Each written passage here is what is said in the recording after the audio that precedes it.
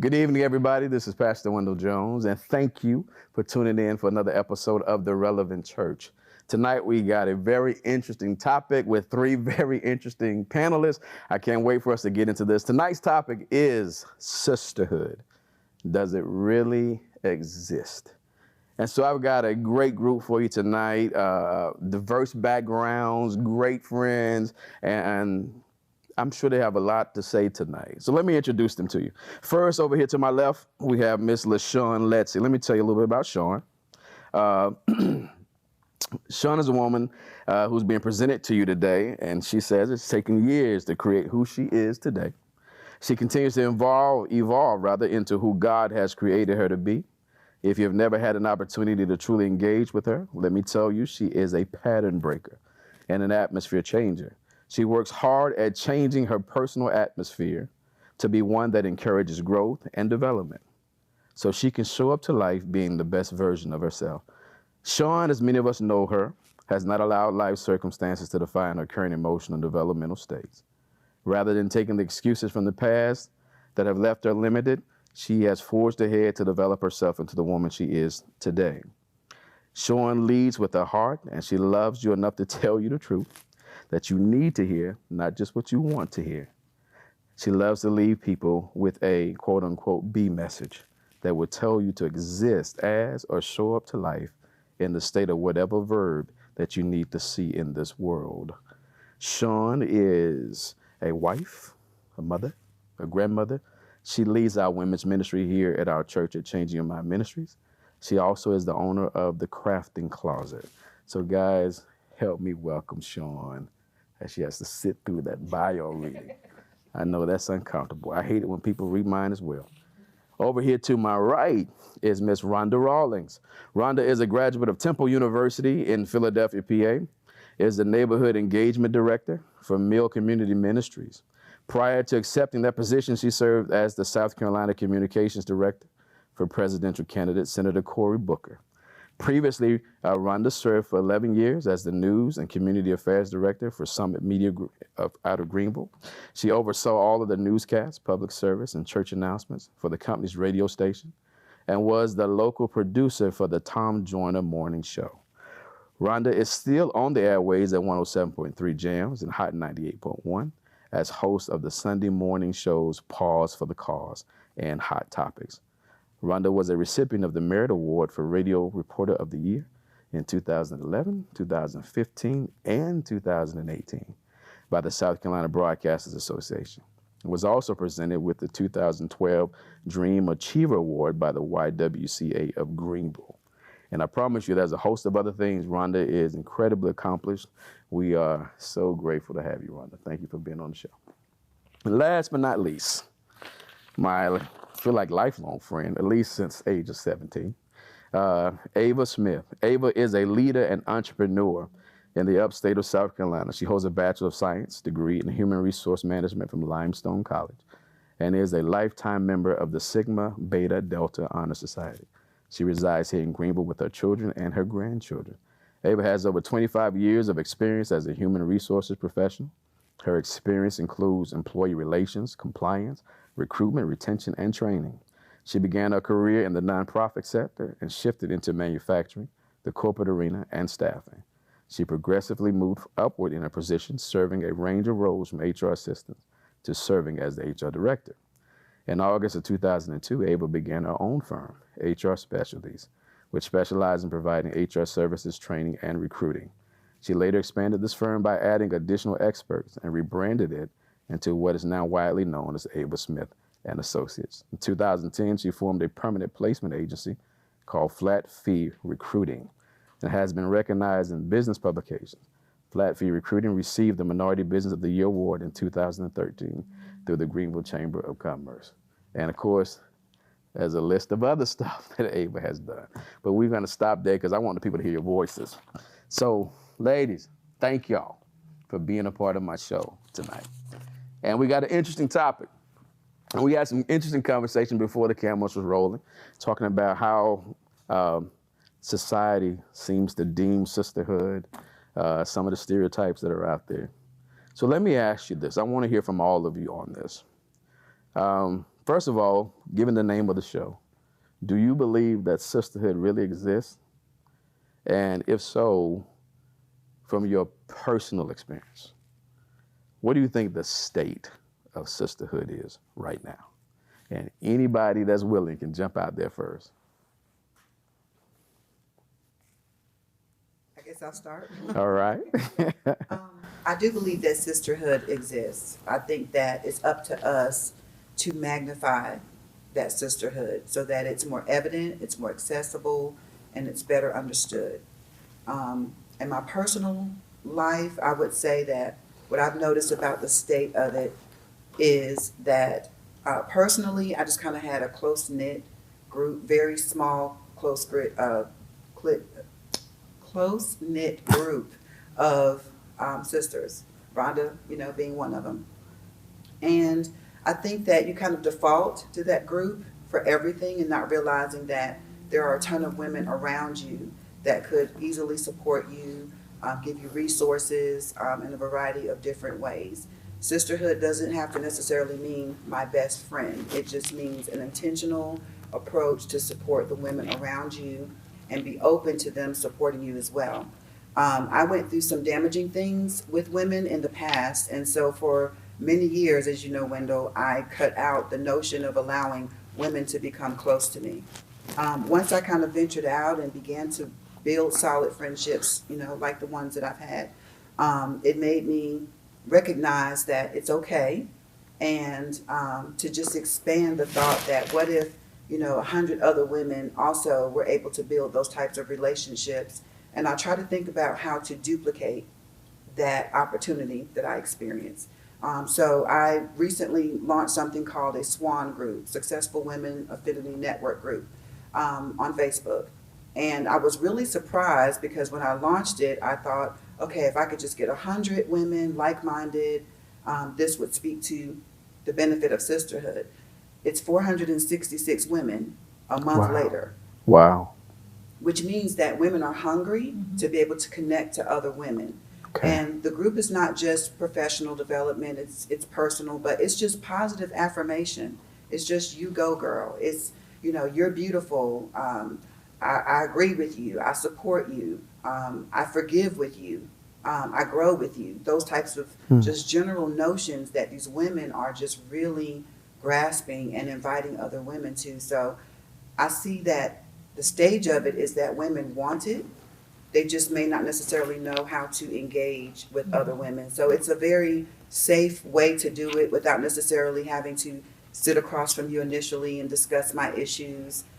It might be easier for me to do it on a Zoom session. The other thing I've noticed with the stage of sisterhood, I'm 51 years old, is that I've now seen how younger women are desperate for sisterhood. So when we think sisterhood, I think Rhonda and I are like in our age or our work experiences or whatever, but sisterhood is from the bottom up and from the top down. Good. And so I've begun to engage with younger women. My daughter is 30. She has a friend that's 25. My sister is 41, 42. We went to the beach a couple of weeks ago. And just the dynamic of the various ages and where we were in life, we were able to give wisdom from the top down. Yeah. They were able to give us energy and excitement from the bottom up. And so it re-energized me as a 51-year-old. I was out there dropping it like it was hot, just like they were. But your initial generalization is we're not going to have anything in common. Okay. And I mean, they were sitting at my feet, just asking questions and what can I do about this? And this is what I'm going through. And so we don't go through life just so we can hold our experiences to ourselves. We go through life so that we can share with others, but we have to remember that sisterhood is across the board. That's good. That 18-year-old is still my sister. Yeah. That's good. That 65-year-old is still my sister. And so that was a lesson that I just kind of bumped into a couple of weeks ago. But I do feel that the state of sisterhood, women are thirsty for it. They're open for it. They're open to dispelling myths about us being petty, you know, and putting each other down. There's a lot of uplifting and support across the board. So I think it's there, but it's up to us to amplify that and to help connect people who may not even know how to connect or walk into sisterhood. That's good, Ava. That's good. You gonna tell them about y'all calling me on the road, on the way? No, we're not going to tell them about that. Okay. This is sisterhood. This is not sisterhood. How did I get? Sisterhood. I got a temporary pass. Didn't I? When y'all called? This is Okay, never mind. sisterhood, not All right. sisterhood and unclehood. Just Okay. sisterhood. Stay with the topic. Gotcha. Okay. Yes, ma'am. Sean, Rhonda. Sean's looking at me, so I'll go ahead and go. I was really just wrapped up in what Ava was saying, but I think sisterhood definitely does exist. I've had, very close friends from a very young age, and then some new friends. So I think all of my friendships, people bring different things to me. Okay. And so I think it's really important to, as Ava said, reach out to women on all different levels, different ages, that type of thing. I have a friend who who calls me every morning, and we sort of just get our day started together. I have a friend that calls me, in the evening. So it really is just about bringing each other's experiences to each other and listening. If someone wants to talk to you, let them talk so you can really listen, not to respond. And so I think I think the strength of women is so important, and the strength of us having relationship is so important, because there's so much that we can teach each other. Yeah. I'll be on the phone with someone and they'll say something and it'll just spark something in me, like, I didn't think about that perspective.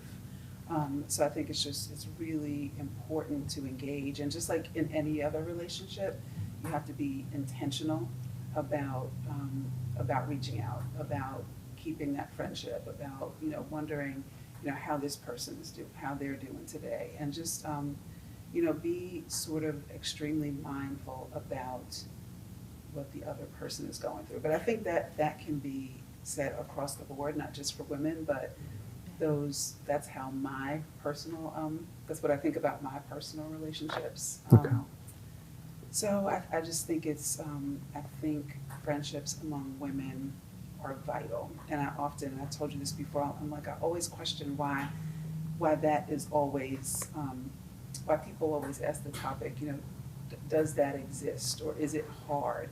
But I've never heard people asking that about men. And I think I don't know that there's that much of a difference, and of course you can speak to that, but my friends energize me. My friends will, tell me if I'm wrong, if they need to tell me if I'm wrong, or they'll tell me something I need to correct. So that's another really, really important thing too, is having people and women by your side who are going to give you the honest truth, no matter how difficult the truth might be. And I think it's important too to have a group of women who, when they give you that truth, are people that you can take that truth from, or people that you can trust in that way. And so there comes that delicate balance of, because I too have a small group of very close friends. So there goes that balance of, do I keep my guard up? Do I let this person in? So that's all in, using your intuition and that type of thing. But yes, I believe that there is a sisterhood, and I'm fortunate enough to have people in my life that are sisters to me. Awesome. Sean. Okay, so it's defaulted to me finally. Not in that way, but I can't avoid it. I can't avoid it. So first, yes, I believe sisterhood does still exist. I do believe we have distorted it and gone just for the cheerleaders in our circle. And I agree with both of you ladies. And the fact that we had whole sisterhood going on here, that they understood that I wasn't comfortable with speaking right away, and they did what was necessary to keep it going until I would allow my guard to come down. That's a sister. That's what sisters do. They recognize where you are weak, and they will hold the wall until you're strong enough to stand on the wall. And so those are the sisters that I desire. And so that's what I want. And I think that's what we all want. We just don't know how to show up as it all the time.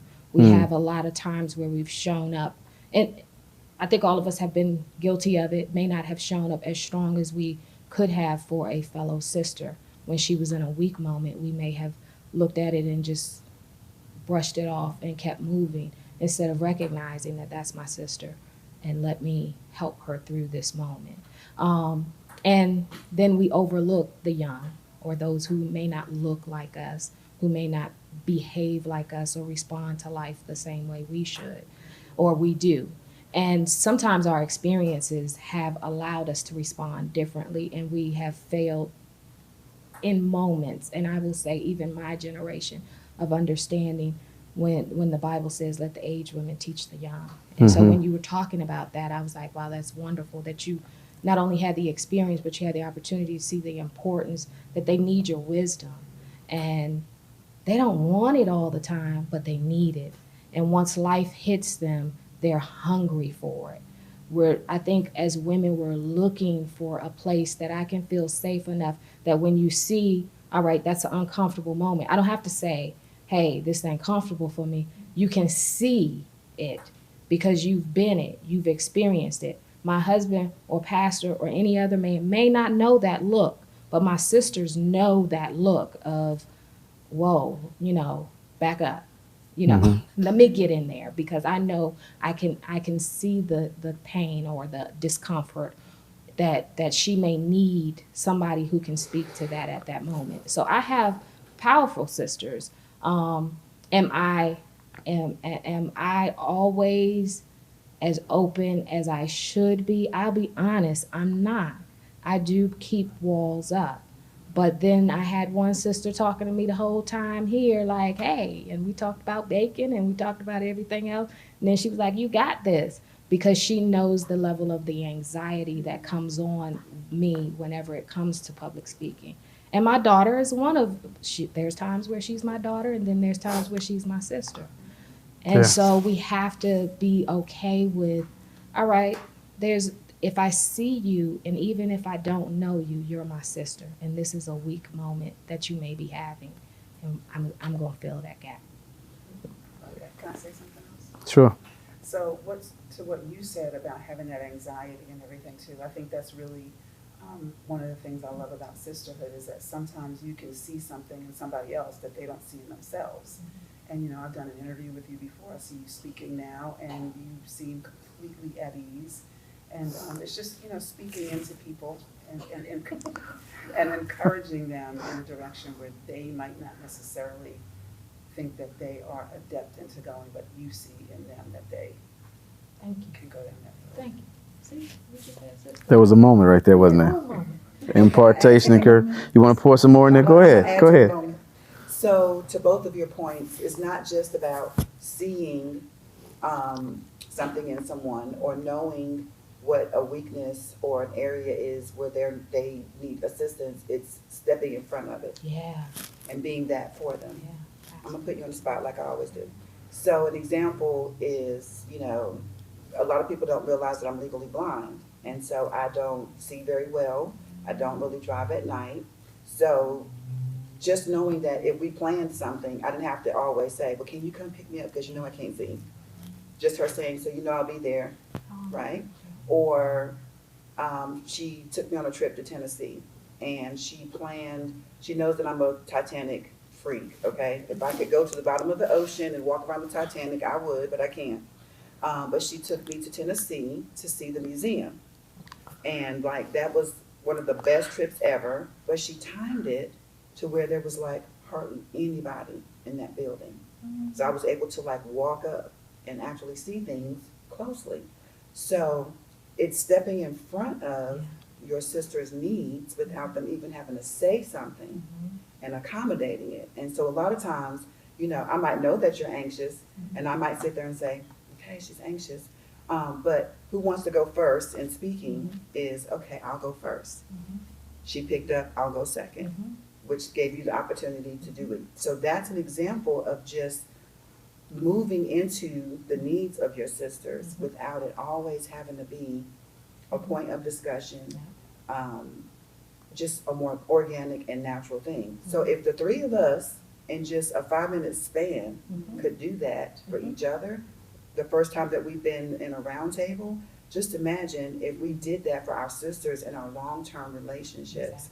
Or if it's a short-term introduction, how that is a great intro to build relationships, because now I feel like you get me. Yeah, yeah. So. It does. It takes the walls down. And the interesting part is that there's science behind women being in tribes and tribal relationships. There's science behind it and us just linking up and the healing that happens. But yet we inadvertently fight it because she may have not said hello today.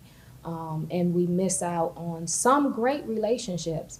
And then sometimes we have a small circle, and I'm going to speak to me as well, a small circle that, oh, this, I get enough from this, so I don't need anything else. And we don't open up our hearts and our space to it. But it's amazing. It's amazing when we link up because, like I said, it just happened just now.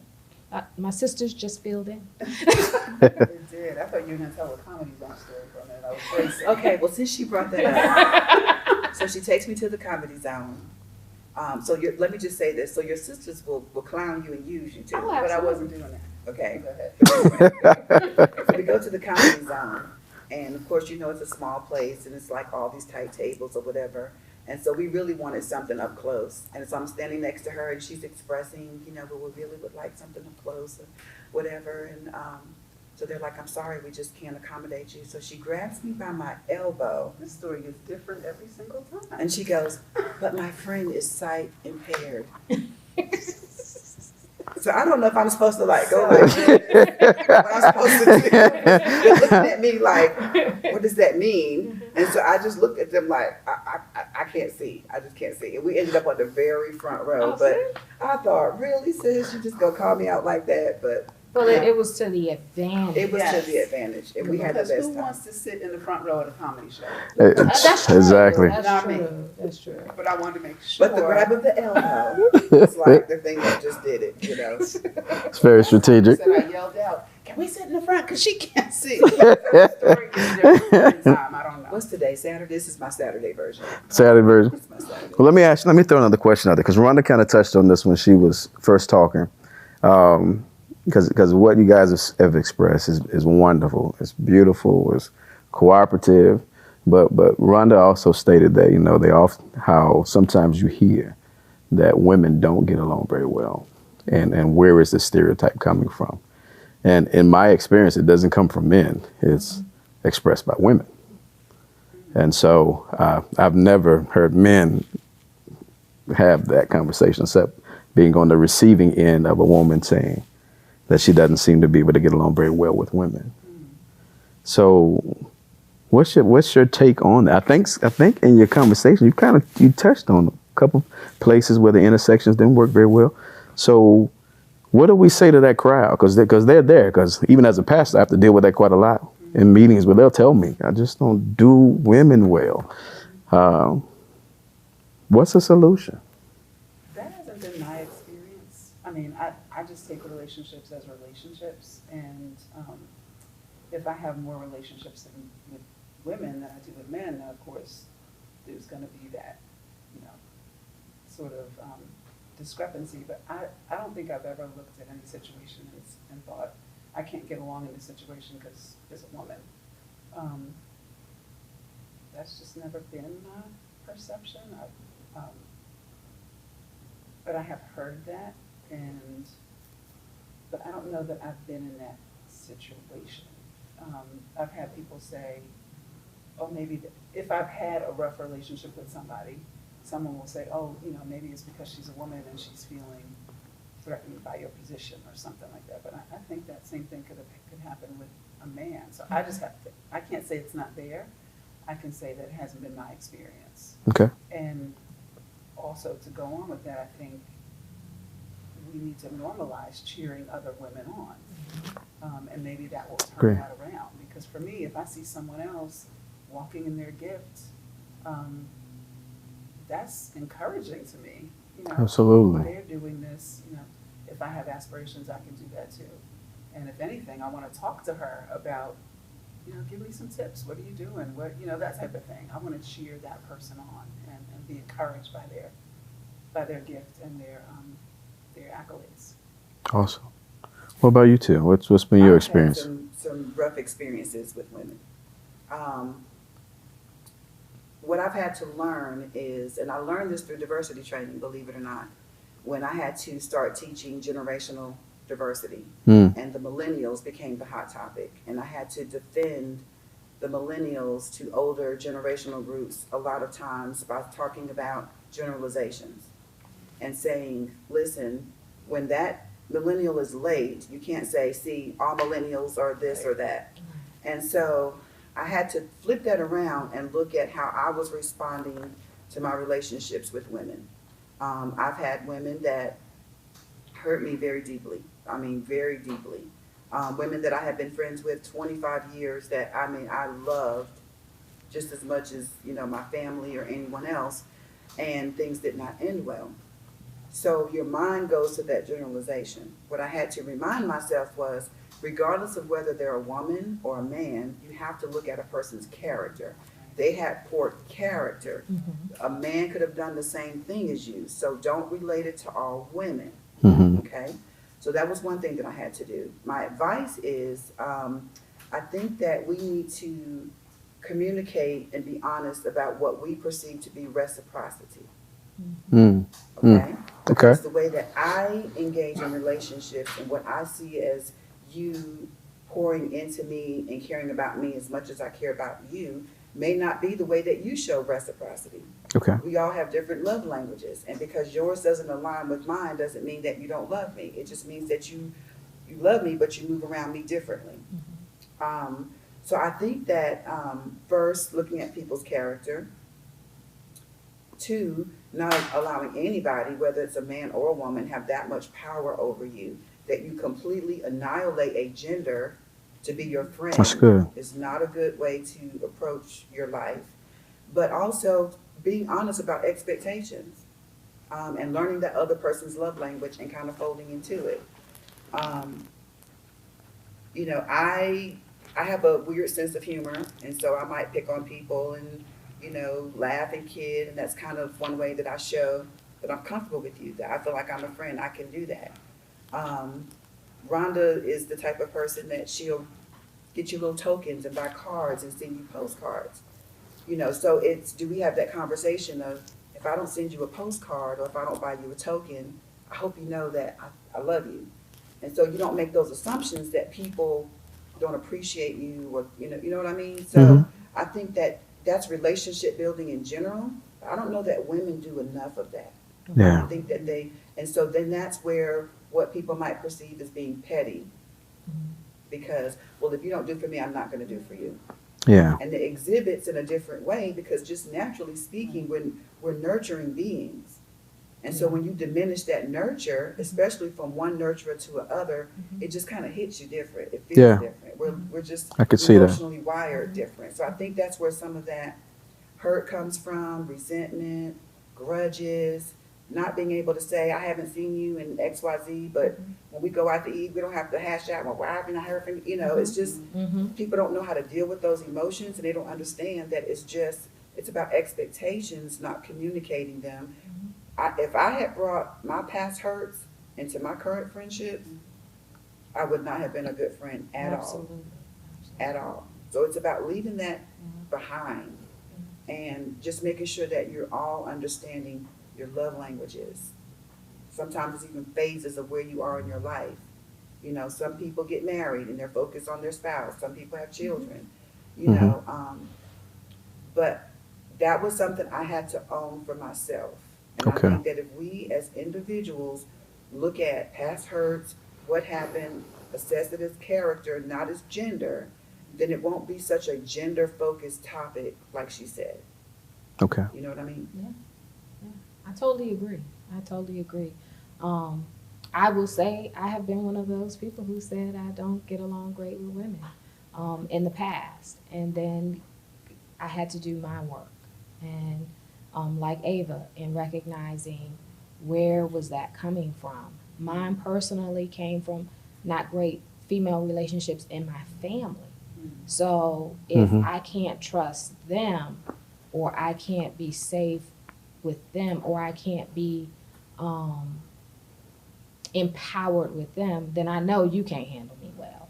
And Gotcha. that was the thought. That was really the thought. And doing my personal work and beginning to look within myself. No, that doesn't apply to everybody.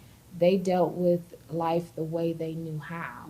They so they didn't know what was missing or how to articulate their own pain. And so I began to open up differently, and I began to show up differently. And personally, how I changed, I evolved, I started to show up as what I desired. And that's not all the time great, but I would, because everybody doesn't need the same thing. But I did. I started to show up as what I desired, and my friendships became deeper. And the friends that I would call close don't do that. Hey, I ain't heard from you for a week or 2 weeks or a month or sometimes 6 months, because they know, hey, she's out there doing, and we pick up right where we left off. And to me, that's great friendships.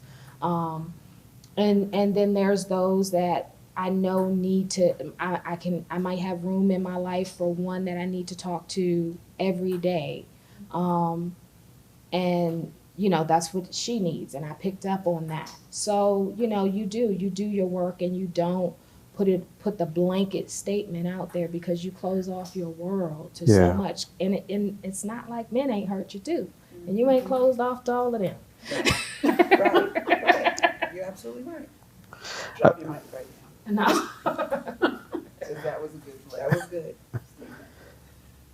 I heard you really do a great job, Ava, at articulating the solution. And the solution being having more in-depth conversations. Why aren't we having those? I think that, to her point, and I had to do the same thing, part of it is it shines the light on you. Yeah. Sometimes it's making you understand that you need to mature and grow up. That's good. That you have to face those hurts and those pains and go through the process of releasing it. Releasing pain is something. It's something deep. Yes. And if it's been a very long term, like for me, it was 25 years. And it was unexpected. And I just felt like my whole part of my world was just ripped away from me.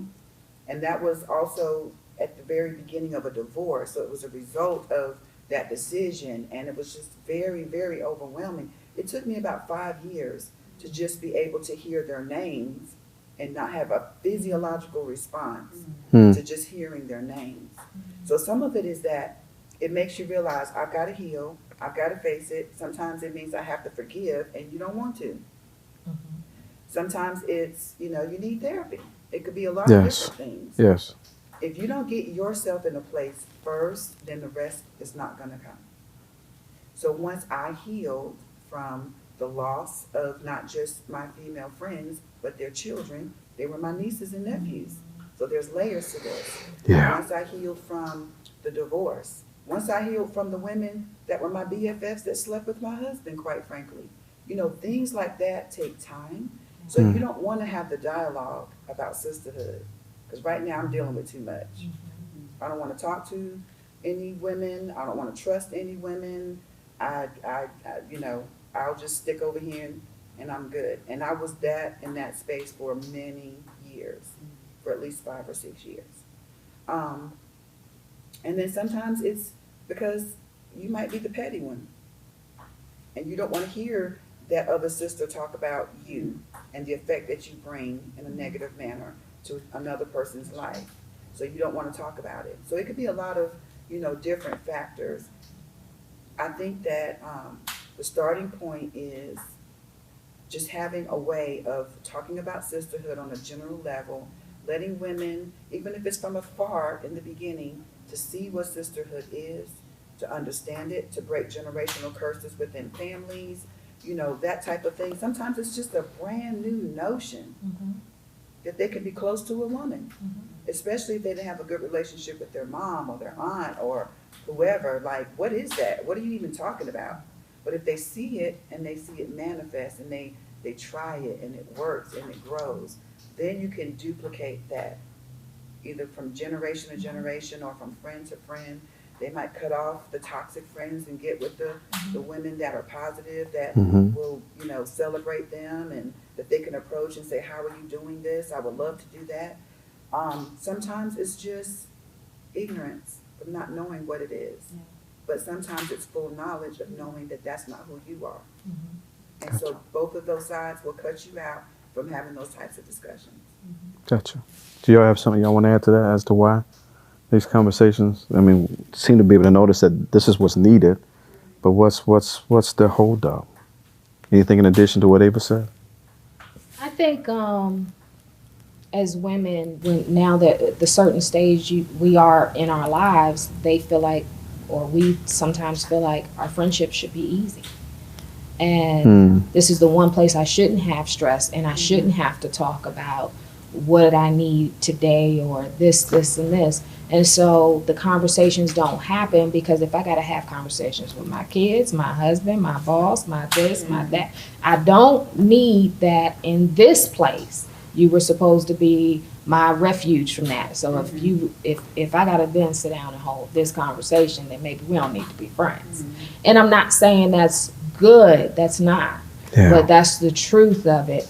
I have, like she said, she had enough stressors going on in her world that at that time, some friendships might have shook off that could have been possibly repaired with a conversation, versus, all right, you know what, all y'all delete. That's the truth. And I know I've been there, like, okay, let me just delete that number. And so, I think that for me, I think that's what it is. Like, okay, it's another weight. It's another, okay, I got to hold this crucial conversation, and really, do I? Would they make my world change or whatever? I'll just limp along. That's honest. Very honest. They don't like confrontation. That's my thing. I will have hard conversations, but I do not like confrontation. And so I will do what you just said. I'll weigh it,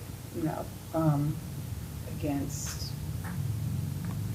a person's character, against, is it worth it? And that type of thing. But a lot of times I think we should have the hard conversations, and just like Sean said, we don't, and then we just let it go. But for me, a lot of that comes with, I don't feel like having any confrontation. And sometimes you feel like that person should know. What am I trying to have this conversation for? So. It's funny that person should know that I felt that triggered me as a man, right? With that, yeah. That's probably an issue across the board. Right. Yeah. Relationship. Yeah. A lot of this is an issue across the board. Right. But to her point, it gets thrown back that it's relationships with women. Yeah. Right. Well, let me ask you this though. Listening to you guys talk about, weighing it out and, and being analytical about it and what have you. Do you think when you do that, is it possible that you're moving away from being relational to being transactional? Absolutely. Absolutely. And do you want to land there? And is that what you want to put out there so that you'll receive it yourself? I'm not quite following. So ask the question a different way for me. Well, just transactions, it's not really relational where it's flowing back and forth. It's like, I'm calculating. Yeah, it's And if you hard conversation. no, when you're assessing the worth of a relationship, because that's what it sounds like. I don't know if it's transactional more than it's as much as it is self-preservational. I agree with that. You know, you're trying to, I can't have all this Yeah. right now. It's like prioritizing, Right. picking and choosing your battles. For me, anyway. If I got to the point where I felt like it was transactional, I think I'm authentic enough that I wouldn't try to maintain a deep relationship with that person. But I think self-preservation puts you in transactions. Because if somebody violates you in the friendship, but you have a business relationship with them, you may not address the friendship thing because you have the business relationship. Because I need this business relationship, but I don't need this friendship. But I'm gonna remain friendly because I want to keep. So it does become transactional because self-preservation says I need the business. So I think you do assess the weight of the bridge that they're standing on the other side of. Because, all right, is the relationship worth it? And I'm not saying that it should be. I'm just saying at that moment, you begin to weigh what value is this bringing. Okay, the conversation ain't worth it. It's not, in your mind, they're not bringing enough value. Like I have one friend that I pop into because she's an awesome friend. I mean, she's an awesome friend. And she never needed to know how deep in darkness I was at times. But just walking in, I could make coffee when I had my store. I could make coffee at my store, but I walk into her place and go get a cup of coffee because the way she greeted me could pull me out of my darkest place. Now she didn't have to do nothing, but she could pull me out. So no matter what, I make sure what that friend needs, I meet that need because she didn't know some days I was in there in tears and whatever, but she could pull me right out. Gotcha. So I think that's the thing. So I could never meet. I don't feel like I could ever meet a need that she put out there great enough. What you need? I got it. I got it because that's who she was without even knowing. Well, in the 5 years that I was working things out and coping and suffering and all of that, self-preservation for me was not moving into a transactional stage. I was a runner. Oh, okay. If I saw anything that looked, smelled, resembled anything that I went through in a person, including women, I would cut you off in 5 seconds because self-preservation for me was avoiding additional pain. Yeah. So I didn't want to see you. I didn't want to talk to you. I didn't want anything about you around me because you represented pain. Right. So I think maybe what you all are describing, I'm able to do now, where I just kind of weigh the cost of if this is worth it or that's worth it, which is a sign of growth for me. Because before, for 5 years, I would own it. It could be an assumption. I didn't care. Just in case I'm right, I'm cutting you off. Yeah. Let it burn. And that was it. That was it. And so if there was a 10-step process, I might get to step 2, and if I saw something that looked like, I would just stop it right then and there. That was my self-preservation, was run. So. In this effort of self-preservation, do you communicate that though? Is that a responsibility, or should it be a responsibility? It should be. Well, let me finish with that. To communicate in terms of expressing like, okay, I'm just not there today. Or is it more common just like, I'll let you figure that out and not show up? I think it's a mixture of, is it worth it? Am I picking my battles today? I got 5 other things to worry about. You should know. I think all the things that we talked about, I think they just kind of bubble up at times, and you just. Yeah. I think, so you're saying, should you communicate? So I had a friendship one time that went a little bit astray. And there were reasons, and the person would ask me, and I did tell them, you know, what those reasons were. So I think if you're close enough to a person, I think, is that what you're asking? I think you should communicate that to them about why. In this case, I was taking a step back because I needed to. The friendship got a little bit too, it was a possessive type of thing. And it was a little too much for me. And so I told that person, I'm taking a step back to focus on, you know, other areas of my life that need attention right now. And I did tell them I felt it was possessive. So yes, I think you should. I mean, because I think you should. I think you should honor that friendship just like any other relationship. If you're in a relationship with a man and a woman who's no longer there for you, you're going to communicate that to that person. So why wouldn't you do that in just a regular friendship between women? So, because it doesn't always happen that way, but I think, you know, that should be the aim. That should be the growth point. Because I'm wondering now, we're about out of time, but I'm wondering, you know, we started off with sisterhood, and now we're spending a lot of time on friendship, and I'm listening to see if those are different, and it almost sounds like they're different, because what I want to ask right now, this level of communication that we're talking about, in order for sisterhoods to be true, as powerful as they can be, should that level of communication be standard? Or is it just for the people in the sisterhood that you consider your friends? That's a good question. Okay. Now say that again. So you want to know if communication should be this level of communication that we're saying, being honest about where you are. You know, because again, we're talking about strengthening sisterhood and making sure that the idea of sisterhood is attractive. Should this, but we've ventured and we're seeing friendship more often than sisterhood now. Right. So I'm trying to hear, Rhonda, if we've kind of separated the two. So I'm asking, should this level of open communication, transparent communication about where you are, should that, because I don't think it is yet, based on what you're saying, should that be an aim for sisterhood?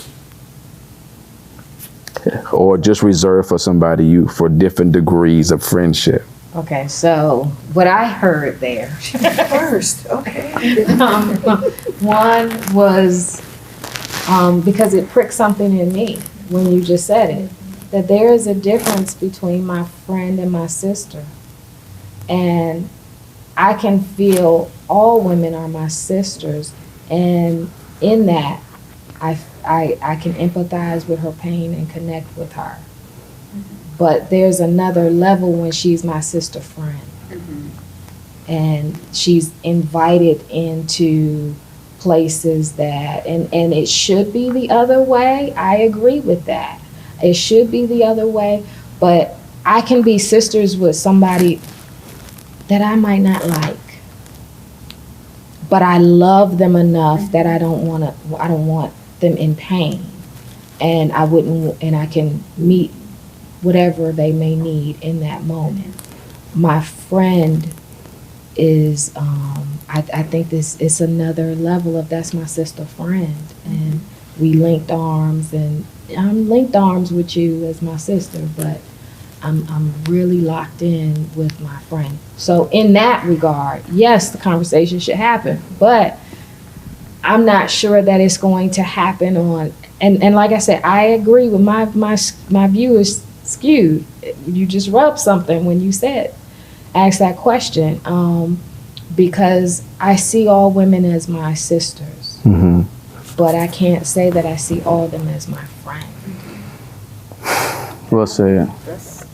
That should be. I mean, I don't think that everybody needs to be in your inner circle. I mean, as Ava said earlier, you gotta look at someone's character. Not everyone has your best interests at heart. And some people don't have good intentions at all. So I think you have to look at that too. Not everybody deserves every bit of you. And that's just, I don't care if they're male or woman.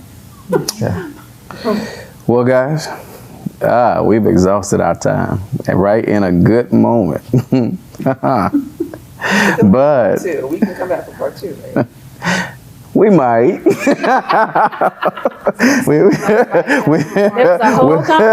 There was a whole conversation prior to this broadcast about a part 2.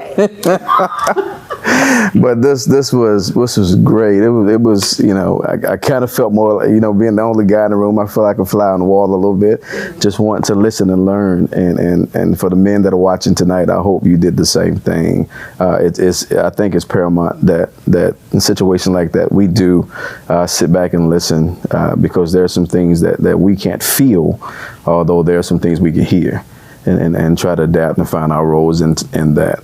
And to the ladies that are watching tonight, I hope that the conversation that you heard inspired you to at least try. For those of you who aren't trying, for those of you who may have said, you know, I just don't get along with women, I hope you can see tonight that that's something that you need to combat. There's some wonderful relationships that you're out there forfeiting. There's some sisters that have some wonderful tools and some nuggets and jewels to impart into your life. And guess what? You've got some stuff that they need too. This thing, as Abel said earlier, it's a reciprocal thing. There's such value in you that needs to be shared, and there's some value in some sisters that you need to receive too. So we're hoping tonight. We're not going to fix the world tonight, but our hope is to spark conversation. So although we're getting ready to sign off, we hope that this will encourage you to pick up the phone and call somebody. Maybe pick up the phone and tell somebody you're sorry. Maybe decide to work on a relationship that means a lot to you, but might be a little fragile right now. Let's hope and pray that thing can be redeemed, because I'm sure there's some quality that remained in that. Guys, thank you so much for being with us here on The Relevant Church tonight. We appreciate you allowing us into your lives, into your hearts, into your mind. Please share. If there's somebody, if you got a sister friend, whatever term you give, that needs to hear this and this might facilitate the conversation, share. Let's all just try to get better. Let's try to get healthier. All right. Till next time. Much love.